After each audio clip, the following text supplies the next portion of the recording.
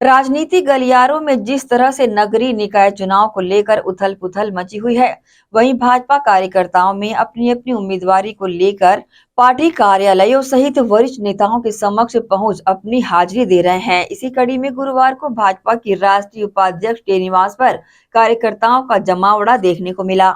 छत्तीसगढ़ में नगरीय निकाय चुनाव को लेकर राजनीति गरमाने लगी है। चाहे कांग्रेस हो या भाजपा, दोनों ही पार्टियों के कार्यकर्ता अपनी टिकट और दावेदारी की होड़ में लगे हुए हैं। इसी कड़ी में गुरुवार को जल परिसर में कार्यकर्ताओं का जमावड़ा देखने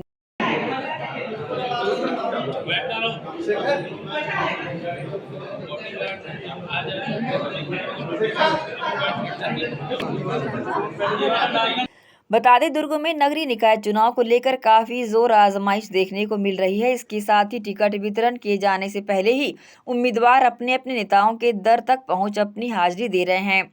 इसी कड़ी में भाजपा की राष्ट्रीय उपाध्यक्ष डॉक्टर सरोज पांडे से मुलाकात और मिलने वाले भाजपा कार्यकर्ता और पदाधिकारियों की भीड़ लगी रही।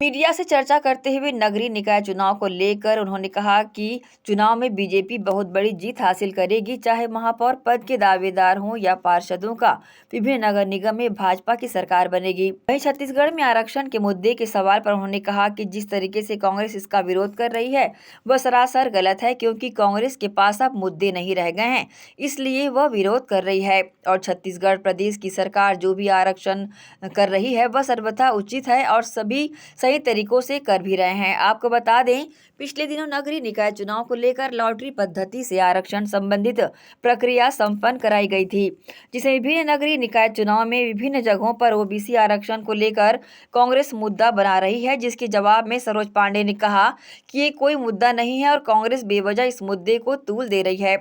पार्टी के दायित्व के कारण मेरा बाहर रहना हुआ और बहुत लंबे समय के बाद में मैं दुर्ग शहर में आई। बहुत लोगों से मिलना था।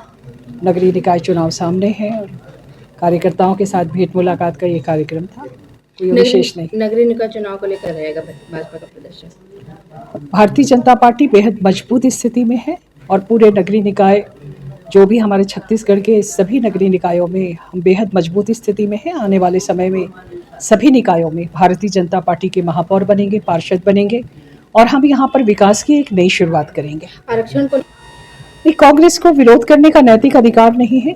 कांग्रेस जिस प्रकार की बात कह रही है, मुझे नहीं लगता कि उनकी बात पर कहीं आधार है। तथ्यहीन बात कर रहे हैं। बहुत स्पष्टता के साथ भारतीय जनता पार्टी ने अपनी बात रखी है और ओबीसी के विषय को बार बार पार्टी उठाने की कांग्रेस पार्टी उठा रही है। मैं इस पे कहना चाहती हूँ कि कांग्रेस पार्टी ने कभी भी इस वर्ग का भला नहीं किया।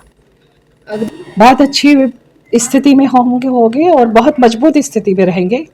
आने वाले समय में हमारे 60 के 60 वार्डों में हम जीतेंगे और महापौर पद के लिए क्या निश्चित तौर पर जीतेंगे, सवाल ही नहीं है। एसीएन न्यूज के लिए दुर्ग से नसीम फारूकी की रिपोर्ट।